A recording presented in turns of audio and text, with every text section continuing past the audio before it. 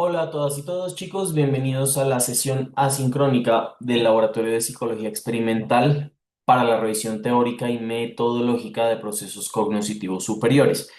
El objetivo de esta sesión asincrónica, pues como el nombre lo indica, es acercarnos mucho más, con más detalle y con más profundidad al temario teórico que implica nuestro laboratorio y por supuesto hablaremos de la metodología y del procedimiento del mismo. Esto se complementará y complementará más bien la sesión de recolección de datos y un poco también la contextualización de la que hablamos con cada uno de ustedes, de la que hablé con cada uno de ustedes en esa sesión, pero también se podrá complementar con la lectura del artículo base, ¿de acuerdo? En ese sentido, hablemos del título de nuestro laboratorio que lleva por nombre Sesgos cognitivos, en este caso atencionales, dirigidos hacia estímulos visuales desagradables, utilizando la técnica de rastreo ocular, eye tracking, ¿sí? Y que nos lleva al siguiente objetivo: determinar la existencia de sesgos atencionales, es por acá, sesgos atencionales o atención preferente, ¿no? Mediante dos criterios: tiempos, ya sea de primera fijación, y tiempos de fijación total. Estamos hablando de dos conceptos de la atención que se miden bajo esos tiempos: concepto de atención temprana y de atención tardía, que seguramente se acordarán que hablé con cada uno de ustedes aquí en la cita de la recolección de datos, acá en el laboratorio. ¿Listo? Esos tiempos nos van a poder medir nuestros recursos atencionales y determinar si existen sesgos atencionales o atenciones preferentes sobre estímulos o hacia estímulos desagradables, estímulos emocionales desagradables en estudiantes de la asignatura Procesos Cognitivos usando la herramienta de rastreo ocular Tobii Eye Tracker, que es la herramienta que les mostré el día de la cita de recolección. ¿Listo? Acá nuevamente, chicos, está el título de nuestro artículo base de Duque y Vázquez del 2015. Recuerden que lo pueden encontrar ¿dónde? En el aula virtual. ¿Listo? Entonces, vamos por acá. Vamos a hablar un poquito de la atención. La atención, por definición, es un proceso de selección de estímulos relevantes entre una inmensa cantidad de información que proviene del entorno, siempre en función de qué, de nuestro bienestar y de nuestras necesidades. Ahora, surge la siguiente pregunta, y es: ¿quién le brinda la relevancia a ese estímulo? ¿Cómo es que un estímulo relevante es capaz de captar nuestra atención? ¿Será que es un proceso automático? ¿Será que es un proceso controlado? Precisamente por eso están esos dos conceptos de atención temprana y atención tardía, del cual hablé con ustedes con un ejemplo que lo utilicé con todos y es el ejemplo de la ambulancia. Para este caso vamos a analizar otro caso. ¿Listo? Que dice lo siguiente: Carlos está trabajando en su computador, ¿sí? En una cafetería. Mientras se concentra, escucha, ¿sí? De repente un sonido agudo y repetitivo que proviene de dónde, del fondo del local. Levanta la mirada y deja de escribir. Ojo con esto. Levanta la mirada. Redirecciona su mirada hacia donde cree que viene el estímulo. Observa a su alrededor e intenta identificar de dónde proviene el sonido y ojo con esto, nota que varias personas en la cafetería también se detienen por un momento. ¿Qué nos dice esto? Que es un proceso que nos ocurre generalmente a todos. Bien, después de unos segundos, Carlos reconoce cuál es el sonido y finalmente toma una decisión. Entonces, hasta antes de tomar la decisión, estamos hablando del primer proceso de la atención del que les hablé en la recolección de datos, que se llama atención temprana. Del cual les había mencionado en el ejemplo de la ambulancia, que no necesitamos pensar mucho en realidad para redireccionar nuestra mirada hacia un estímulo que por su intensidad, pues hizo que nos percatáramos de él. En el ejemplo de la ambulancia, yo les decía, ustedes pueden ir caminando hablando con alguien y seguramente si pasa una ambulancia, el contenido de la misma, que es un contenido no solamente visual, sus luces rojas y azules, sino contenido auditivo, su sonido que también es bastante estridente, pues logra que nosotros de manera automática redireccionemos la mirada hacia donde creemos que viene el estímulo. Eso se llama un proceso de atención temprana porque no ocurre en ese proceso un procesamiento cognitivo complejo. No tenemos que pensarlo dos veces para redireccionar nuestra mirada. Simplemente levantamos la cabeza por las características del estímulo, ¿de acuerdo? En ese sentido, puede surgir la pregunta, entonces, ¿será que a todos los, perdón, a todos los estímulos tendremos que girar la cabeza? Evidentemente no es así, siempre va a depender de la intensidad del estímulo. No es lo mismo entonces escuchar una ambulancia que escuchar, qué sé yo, un sonido que definitivamente no sea tan intenso o tan estridente como lo vendría siendo el de una ambulancia. En este caso, Carlos levanta la mirada, ¿por qué? Porque el estímulo que llega a su sistema auditivo, a su sistema sensorial, pues es un sonido agudo y repetitivo, suena una y otra vez. Eso ocasiona que él deje de hacer lo que está haciendo, que está trabajando en su computador y levante la cabeza para conocer un poco más acerca de ese estímulo. El objetivo un poco del por qué nosotros utilizamos esa redirección de la mirada es sencillamente conocer o tener más información de un estímulo del cual percibimos por cualquiera de nuestro sistema sensorial, ¿sí? ¿Para qué? Para poder responder a él, pero con una información más completa acerca de ese estímulo, ¿de acuerdo? El cerebro necesita confirmar qué es lo que le llamó la atención. Eso se llama atención temprana. Ahora, ya el proceso de reconocer el sonido y tomar una decisión obedece al concepto de atención tardía, que lo tocaremos un poco más a fondo próximamente. Por ahora, pasemos a la siguiente diapositiva porque quiero mostrarles de dónde viene esto. Resulta que vamos para atrás, denme un segundo, Knudsen en el 2007, ¿sí? Eh, propone el modelo de componentes funcionales de la atención y nos hace este diagrama que lo vamos a tocar de manera muy rápida. ¿Dónde lo pueden encontrar? En el listado de referencias de esta presentación está la referencia de Knudsen del 2007, perdón, y lo encontrarán ¿dónde? En la página 59. ¿Qué nos dice este diagrama bajo el modelo de componentes funcionales de la atención? Nos dice que todo inicia, por supuesto, desde el medio ambiente, desde el mundo propiamente dicho, que está repleto de estímulos, ¿no? Y resulta que para que nosotros tengamos un proceso abajo arriba, acá estamos hablando, bueno, hagamos un paréntesis antes. Acá no hablamos precisamente de atención temprana y atención tardía, sino hablamos de un proceso bottom-up y un proceso top-down. En español, bottom-up traduce abajo arriba, un proceso abajo arriba y top-down arriba abajo, ¿no? Entonces, volvamos al tema. Del mundo provienen cualquier cantidad de estímulos que pueden ser percibidos, ¿sí? Gracias a que tienen cierta saliencia, ¿sí? ¿Sí? Y cierta relevancia que ocasiona que nosotros tengamos un procesamiento abajo arriba, que redireccionemos nuestra mirada por el contenido de ese estímulo. Ejemplo, Carlos voltea la mirada porque hay un sonido agudo y repetitivo. ¿Y eso qué obliga? Obliga a algo que llamamos representaciones neurales, que es desde nuestro sistema sensorial, desde nuestro sistema perdón, desde nuestra capacidad de guardar información, ¿sí? Y desde nuestro estado interno que nosotros podamos tener una información más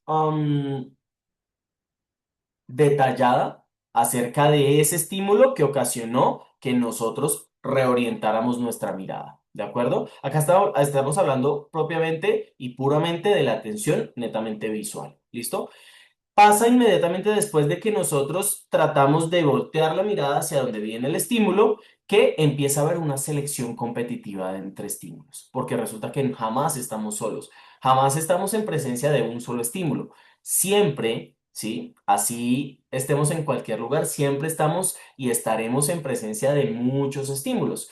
En ese sentido, hay una competencia de selección y obviamente, ¿quién ganará esa competencia? Pues el estímulo que gracias a esta representación neural lo determinemos como más relevante. Es decir, un poco acá, ya nosotros somos los que tomamos la decisión de darle al, ¿qué pasó? Ya. De darle al estímulo la relevancia que tenga o no tenga, en función de la intensidad del mismo, sí, pero también en función de nuestro estado interno. También en función de nuestra memoria que nos prepara para movernos con nuestro sistema motor y pues obviamente para seguirnos percatando de ese estímulo según nuestro sistema sensorial. Y resulta que inmediatamente después viene una decisión basada en nuestra memoria de trabajo. Es Es decir, cogemos la información que acabamos de recopilar gracias a que ya reorientamos la mirada. Entonces, Carlos ya supo de qué se trata el sonido, ya sabe de qué se trata y puede hacer dos cosas: seguirlo viendo, ¿sí? Pero también mientras lo sigue viendo, tener un control sensitivo de lo que hablamos, entonces sería de la atención tardía. Ya toma la decisión. Acá ya hay decisión de mirar y de fijarse en ese estímulo, por un lado, o por otro lado, gracias a ese control de la mirada, de tener el control un poco de la situación y ahora sí, de poder actuar, según supongamos, de que en el ejemplo sea un riesgo potencial ese estímulo y que Carlos diga, ah, listo, ese sonido es porque se encendió una alarma antiincendios, eso implica peligro, eso va en contra de mi bienestar y de mis necesidades básicas. Conclusión, yo guardo rápido mi computador, cojo mi maleta y salgo de ese lugar. Gracias a que, primero, le presté atención gracias a mi sistema sensorial y a las características del estímulo, pero después compito por diferentes estímulos, porque los estímulos no se van, soy yo quien de alguna manera ignora los demás estímulos para enfocarme en uno solo. Con eso tomo decisión, me fijo, miro más acerca de ese estímulo, es decir, tengo más información y sencillamente actúo. ¿Listo? Ok, en ese sentido, borremos esto para que no nos interfiera con la siguiente diapositiva. En ese sentido, volvamos al ejemplo de Carlos y de alguna manera analicemos lo siguiente. Entonces, volvemos. Carlos está trabajando y escucha un sonido. Lo que permite que escuche el sonido, pues es la saliencia del mismo, porque el sonido es bastante intenso y es percatado por mi sistema sensorial. Entonces, Carlos, ¿qué hace? Orienta su mirada, ¿sí? Hacia ese sonido para tener más información acerca del mismo, acerca del estímulo. A eso lo llamamos atención temprana. ¿Qué puede pasar? Pueden pasar dos cosas. No es que pase una y otra, por eso las puse en el mismo orden jerárquico. Pueden pasar dos cosas. Puede que él detecte que el estímulo es amenazante, como les mencioné, que sea una alarma contra incendios y tome la decisión de fijar su atención a la situación. ¿Para qué? Para poder actuar en función de su bienestar. Decir, listo, me voy. O también puede pasar que detecte que el estímulo es inofensivo, como cuando uno ve la ambulancia, uno está hablando, chateando, lo que ustedes quieran, va la ambulancia porque la ambulancia es intensa, pero una vez uno ya sabe qué es la ambulancia, uno ya puede determinar que ese estímulo no tiene nada que ver conmigo en ese momento. En conclusión, no me va a afectar en lo absoluto. Puedo ignorar ese estímulo, puedo suprimir mis recursos atencionales hacia ese estímulo y redireccionar de nuevo mi atención a lo que estaba haciendo, a hablar con quien estaba hablando, seguir chateando, seguir viendo Instagram, lo que se les ocurra, ¿de acuerdo? Entonces, volviendo al ejemplo, se detecta que el estímulo es inofensivo, supongamos que es una bandeja de cubiertos que se le cayó al mesero, algo que en realidad no tiene que ver conmigo, pues sencillamente, ¿qué hace Carlos? Decide ignorar el estímulo y volver a trabajar. Y sigue trabajando. A eso lo llamamos inhibición o supresión atencional. ¿Listo? A este proceso, atención tardía, porque se toma la decisión de fijarse en un estímulo determinado. ¿Listo? Ok.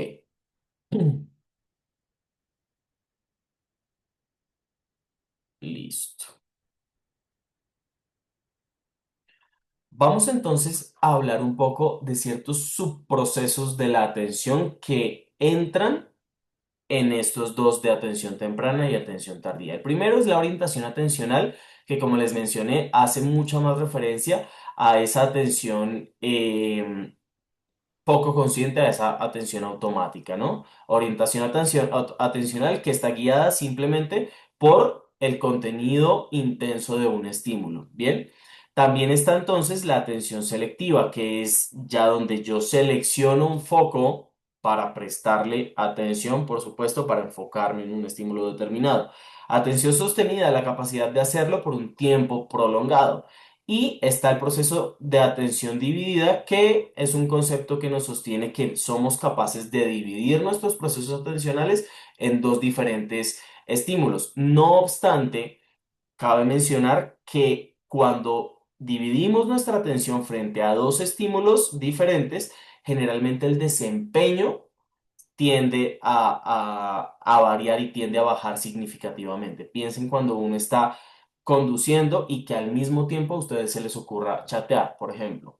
¿Sí? Está el proceso atencional compitiendo entre dos estímulos visuales. Sería diferente que estuviese manejando y al mismo tiempo escuchando música, porque está entrando por dos procesos diferentes, ¿sí? Por dos sistemas diferentes, pero si los dos entran dentro del mismo campo, el campo visual, generalmente el desempeño va a variar y va a disminuir. Entonces, ni se conduce con la misma habilidad, ni se chatea con completa, digamos, libertad o con el mismo desempeño que lo haríamos si no tuviéramos ese otro estímulo. ¿Listo?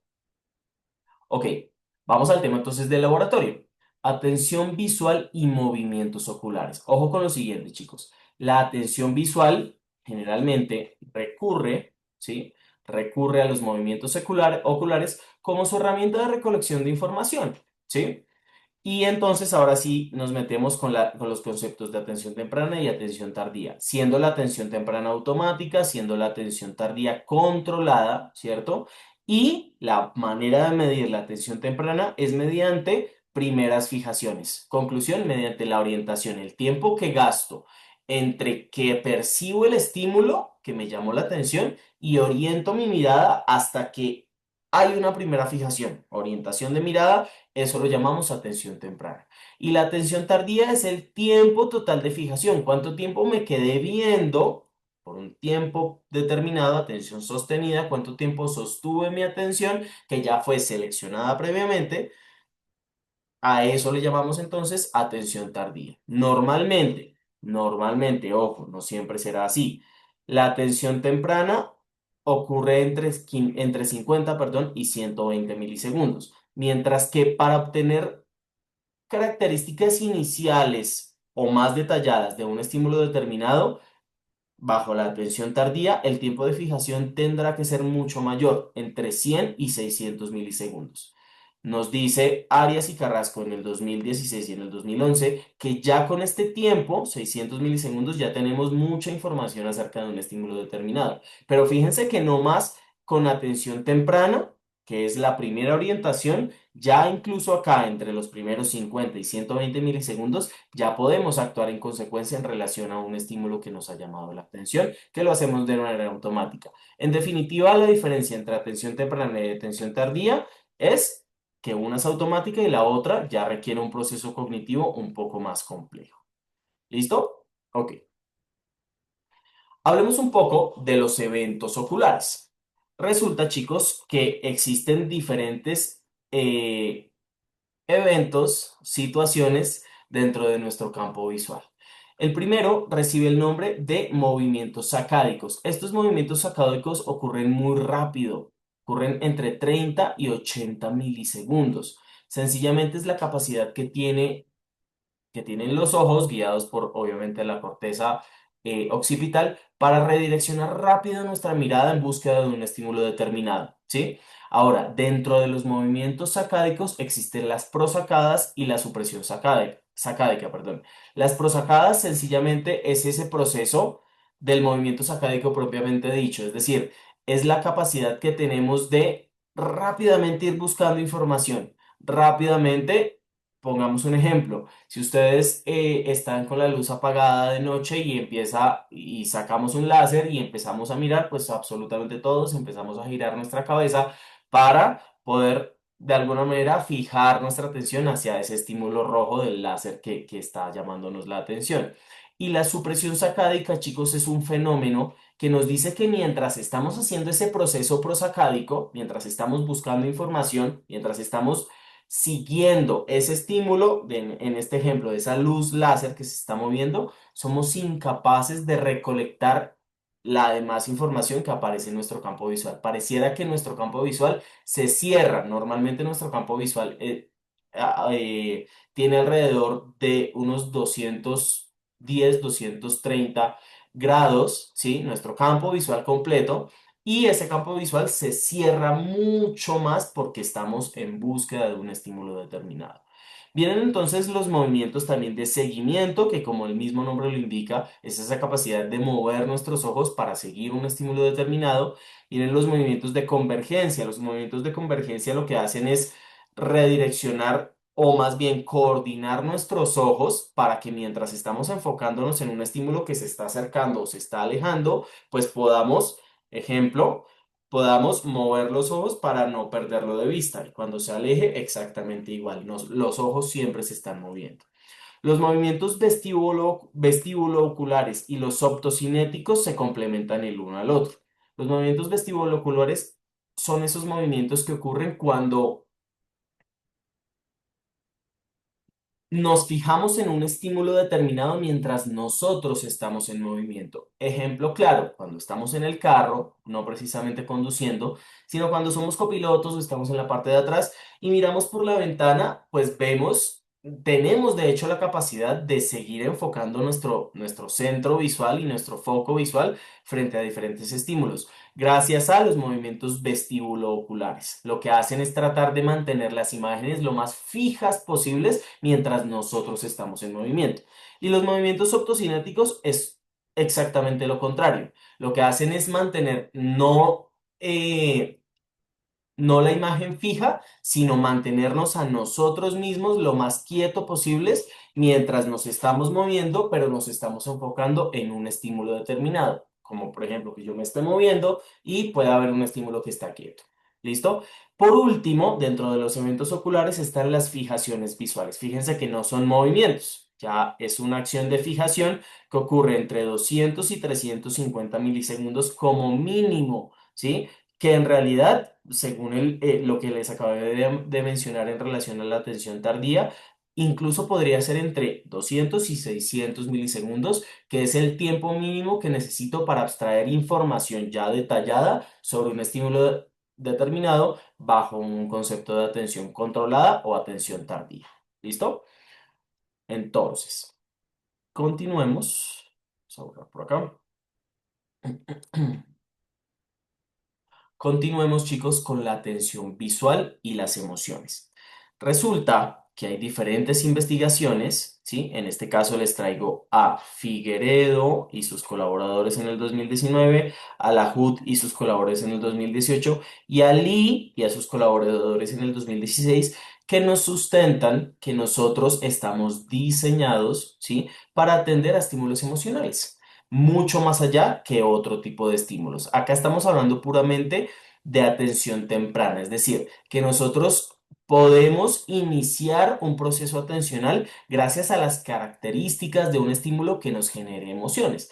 Pongo la imagen de este gatico porque la gran mayoría de nosotros, pues seguramente las características de los ojitos, las características de las huellitas, digamos el pelo y demás, pues genera y despierta en nosotros ciertas emociones, en este caso positivas, que hace que nosotros nos llame la atención sí, de manera, digamos, inicial, pero que pueda continuar con un proceso de atención tardía. Es decir, yo voy por la calle y veo un gatico como estos y seguramente orientaré mi mirada, atención temprana, pero ¿cómo terminará el proceso? Con atención tardía porque me voy a fijar mucho más, porque al cerebro le gusta fijarse en este tipo de estímulos. En este caso estamos hablando de emociones positivas. Ojo, no siempre es así, pero si hablamos de emociones positivas, el cerebro disfruta, por supuesto, de ver este tipo de estímulos y lo que hace es fijar su atención por un tiempo más prolongado. Ahora, ¿qué pasa entonces con las emociones negativas?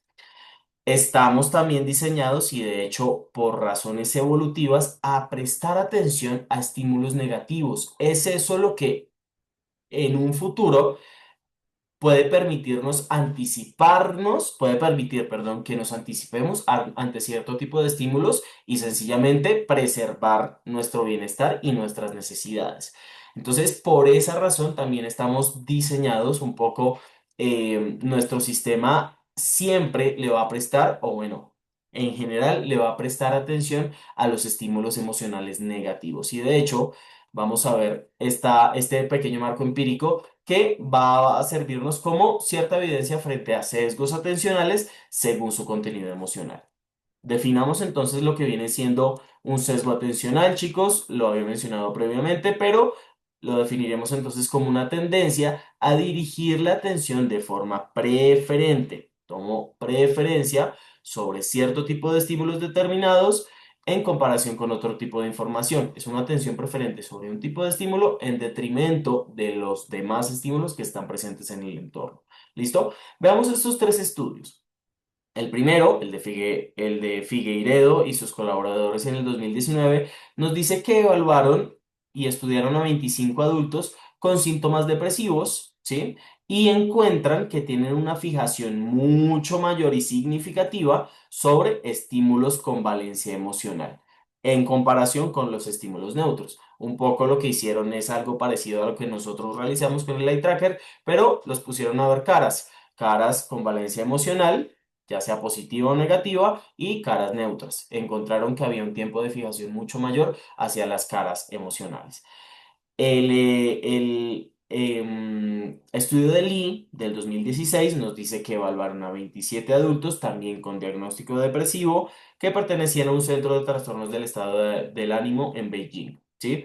Presentaron también sesgos atencionales temprana y tardía, orientación de la mirada y fijación de la mirada frente a estímulos visuales de carácter emocional específicamente negativo. ¿Listo? Tenían un sesgo atencional hacia específicamente estímulos visuales que generan emociones, pero emociones negativas, ¿listo? Comparado con un grupo control de otros 27 adultos que, pues, hicieron el mismo experimento y no tuvieron el mismo porcentaje de fijación, ni fijación inicial, ni fijación para la atención tardía.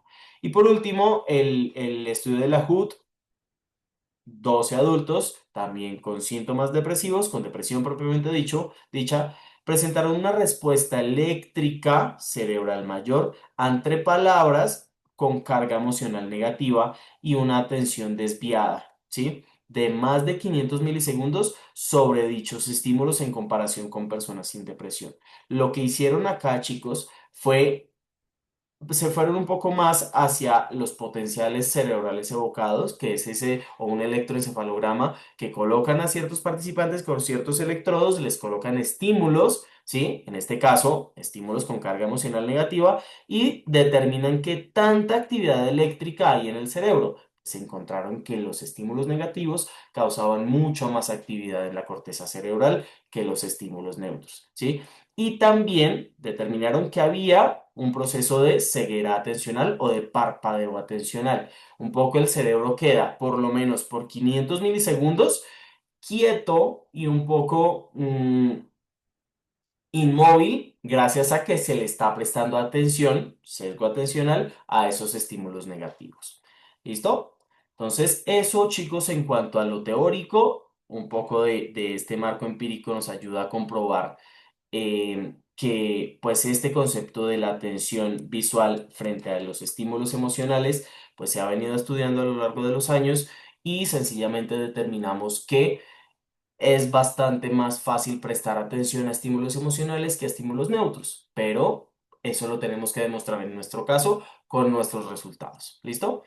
Chicos, hablemos entonces de nuestras hipótesis. Basado en toda esta introducción que hemos hablado dentro del marco teórico y marco empírico, hablemos de dos hipótesis. Tenemos dos hipótesis porque tenemos dos subvariables de estudio. La variable de estudio en general es la atención, ¿sí? Dos variables, la variable, digamos, dependiente, proceso atencional, pero esa variable dependiente se subdivide en dos variables. Variable de atención temprana y variable de atención tardía. Tenemos una hipótesis para cada una de ellas. La primera es que ustedes como estudiantes y participantes tendrán una fijación inicial, orientación de la mirada, atención temprana, sobre estímulos desagradables en comparación con los estímulos neutros. Y la segunda hipótesis es que ustedes mismos tendrán una fijación tardía, ¿sí? Medida por tiempo total de fijación, mayor también sobre esos estímulos desagradables en comparación con los estímulos neutros. En ese sentido, y bajo esas hipótesis, es que nos vamos a mover en relación a los resultados que ustedes tendrán el día del examen. ¿Listo? Entonces tengan estas hipótesis por favor muy presentes porque siguiendo estas hipótesis, pues ustedes podrán responder la interpretación, por supuesto, y el análisis de resultados. ¿Listo?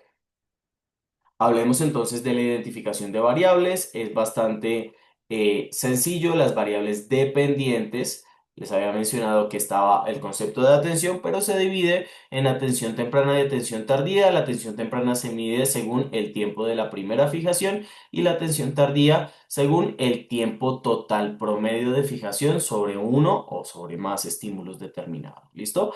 Y nuestra variable independiente, la que vamos a manipular, ¿sí? Es que presentamos estímulos visuales, estímulos con valencia emocional de desagrado y estímulos sin ningún tipo de valencia emocional, los llamamos también estímulos neutros. ¿Listo? Entonces, con base en esas variables y la identificación de las mismas, pues nos moveremos en relación al análisis de los resultados. Hablemos de los participantes. Chicos, de todos los estudiantes citados, el muestreo fue no probabilístico y por conveniencia. Nosotros, o yo como investigador principal del laboratorio, pues he decidido por conveniencia seleccionarlos a ustedes mismos y no hicimos ningún tipo de aleatorización. Simplemente cada uno de ustedes pues vino o tenía que venir aquí al laboratorio a tomar los datos y hacer obviamente los participantes de la muestra. ¿Cuál es el tamaño total de la muestra? 61 personas con un 70,37% de sexo femenino, el resto del porcentaje que llegue al 100%, que será un 29,63%, si no me falla el cálculo, es de sexo biológico masculino. ¿Listo? La metodología que vamos a usar se basa en un tipo de estudio cuantitativo, prospectivo y transversal. Transversal, ¿por qué? Porque utilizamos solamente en una sola ocasión, hicimos la medición y la toma de datos. Es prospectivo porque nosotros somos quienes estamos tomando los datos, ¿sí? No he pedido, por ejemplo, que vayan a otro lugar, que sería un estudio retrospectivo, a que les tomen los datos y me los pasen a mí, no. El mismo investigador tiene el control directo sobre los participantes en cuanto a la presentación de estímulos y demás. Y obviamente es de carácter cuantitativo porque pues los análisis estadísticos los haremos netamente cuantitativos. En ese sentido, el diseño es diseño de carácter experimental. ¿Por qué? Porque manipulamos la variable independiente. En ese sentido, nuestra variable independiente em, viene siendo los estímulos, ¿sí? Los estímulos que presentamos, estímulos tanto desagradables como estímulos neutros, y los hemos manipulado ¿para qué? Es decir, manipulado, ¿qué significa? Hemos puesto esos estímulos y no otros para poder medir los conceptos de atención temprana y atención tardía. Y el análisis estadístico que utilizaremos, chicos, es muy sencillo. Será un análisis descriptivo, es decir, el día del examen lo que ustedes van a ver solamente serán los resultados en relación al tiempo. Tiempo de primera fijación, tiempo de fijación total. En ese sentido, ustedes lo único que tendrán que hacer es comparar tiempo de primera fijación de los estímulos neutros, tiempo de primera fijación de los estímulos desagradables, tiempo total de fijación de estímulos neutros, tiempo total de fijación de estímulos desagradables. Y con base en eso, pues ustedes hacen el análisis y hacen la interpretación para poder evaluar la aceptación o el rechazo de las hipótesis. Es en realidad bastante sencillo. ¿Listo? Continuemos entonces con nuestro instrumento. Nuestro instrumento recibe el nombre de Tobii Eye Tracker, ¿sí? Es un rastreador ocular que, ¿qué es lo que hace? Específicamente determinar las zonas de un estímulo, ¿sí? Que el participante está viendo registrando su actividad ocular. Utilizamos una luz infrarroja cercana, que es invisible, medianamente invisible, y cámaras de alta definición para proyectar la luz en el ojo y registrar la dirección en que se refleja en la córnea. Son estas las luces rojas que pues son poco perceptibles. Aquí las tenemos en el laboratorio, ¿cierto? Y el TOBI Tracker lo que hace es registrar la actividad ocular del sujeto, la actividad ocular de ustedes como participantes y medir la duración en milisegundos o en segundos de esas fijaciones dentro de algo que llamamos áreas de interés. Ya vamos a hablar de esto. Configuradas en el software. ¿Cómo así? Entonces, vamos a borrar por acá para que no nos interfiera y, y ya vamos a ver. Entonces, ¿qué son las áreas de interés? Veámoslo específicamente en el software que tenemos acá para nuestro experimento. Vamos a darle, fíjense, somos 61, fueron 61 participantes, cada uno con su medición específica. Si nos vamos a áreas de interés, vamos a ver lo siguiente. Entonces resulta, chicos, que habían 50 estímulos. Ojo con esto porque esto no estaba escrito en la diapositiva. Esto lo estoy diciendo verbalmente. Habían 50 estímulos. 50 ensayos, perdón. 60 ensayos. Para cada uno de esos 60 ensayos, corrijo, no son 50, son 60. Para cada uno de esos 60 ensayos había en cada ensayo dos tipos de estímulos. Un estímulo control, que vendría siendo esos estímulos, bueno, no voy a correr nada por acá, démosle más bien aquí.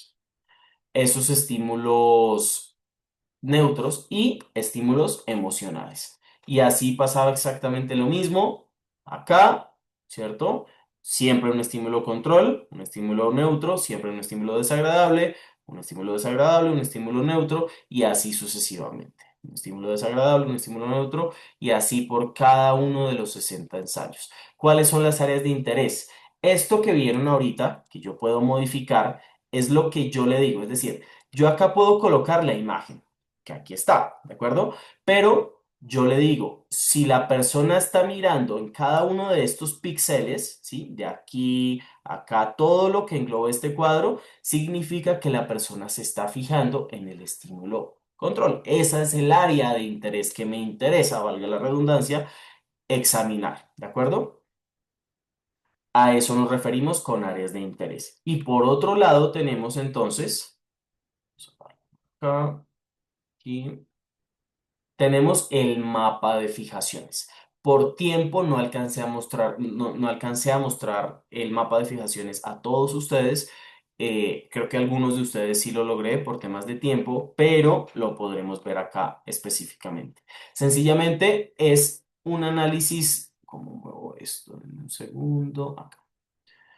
Es un análisis visual, ¿sí?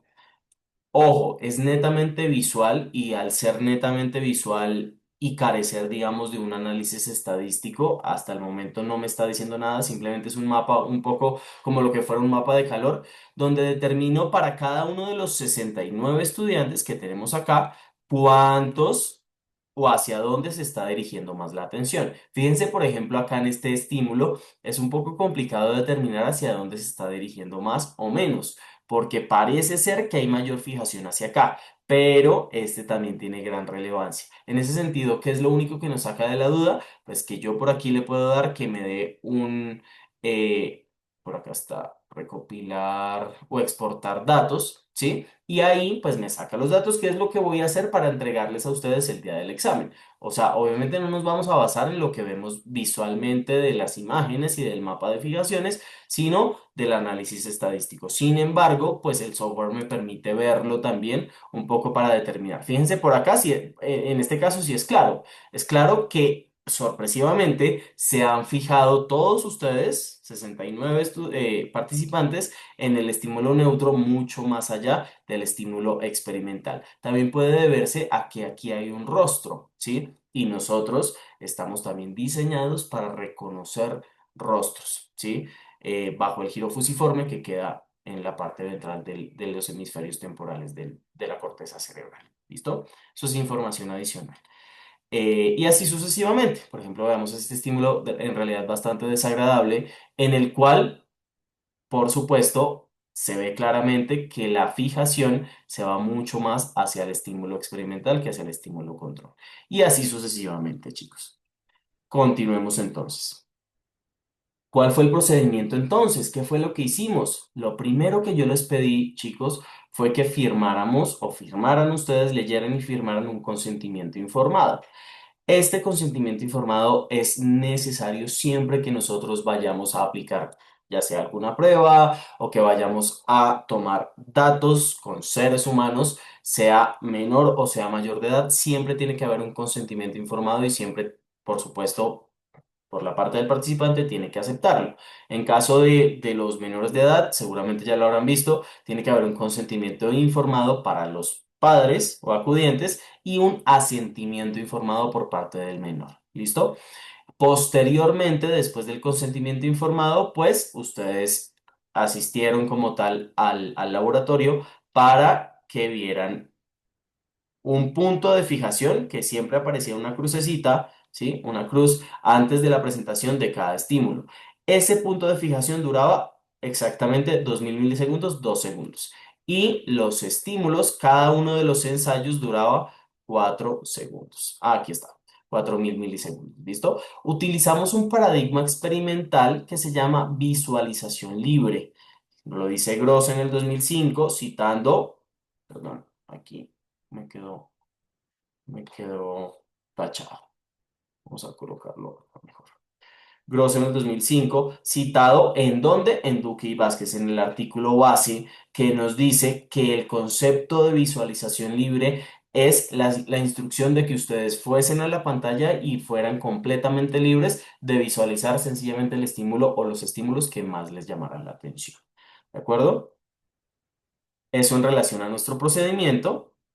Y vamos entonces a continuar, y vamos a finalizar con la preparación para el examen del laboratorio. Chicos, van a haber preguntas teóricas en relación a lo que he mencionado en esta sesión, complementado con lo que hablamos en la recolección de datos y complementado también con ciertas preguntas que están y que las sacaré del artículo base. Es por eso que es importante que lo revisen, ¿sí? Vamos a tener también preguntas acerca de la metodología y del procedimiento, ¿sí? Interpretación de resultados según el análisis descriptivo, no vamos a hacer análisis inferencial, en realidad va a ser bien sencillo, y evaluación de las hipótesis. Este análisis descriptivo lleva a la evaluación de las hipótesis para que ustedes decidan en función de cómo nos den los resultados, que no se los voy a mostrar hoy, eso será el día del examen, si aceptamos o rechazamos la hipótesis uno o la hipótesis 2 o las rechazamos las dos o las aceptamos las dos, y en ese sentido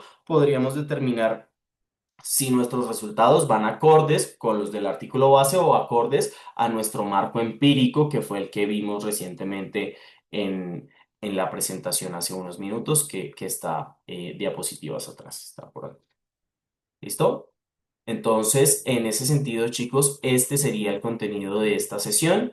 Acá tienen las referencias para que las revisen. Esta sesión también la voy a subir independientemente del video que están viendo al aula virtual y pues esto ya les será digamos, de insumo suficiente para que ustedes puedan estudiar. Si tienen preguntas, chicos, no olviden mi correo es dfcarvajal@unbosque.edu.co y ahí yo siempre tiendo a contestar lo más rápido posible. Les recomiendo, por favor, escribirme con tiempo, porque pues también mi agenda quizás a veces no está tan desocupada, pero en definitiva siempre les estaré contestando y siempre podré agendar una tutoría con ustedes en caso de que lo lleguen a necesitar. Chicos, pues de manera virtual ha sido un placer comentarles acerca de este laboratorio. Espero que haya sido de buen provecho y que hayan aprendido un poco acerca de esta herramienta del Eye Tracker que nos permite acceder a los procesos atencionales y de qué manera, desde la orientación de la mirada y la fijación de la misma para los conceptos de atención temprana y tardía. Y bueno, chicos, eso ha sido todo. Que estén muy bien, que tengan un resto de día excelente. Que estén bien. Hasta luego.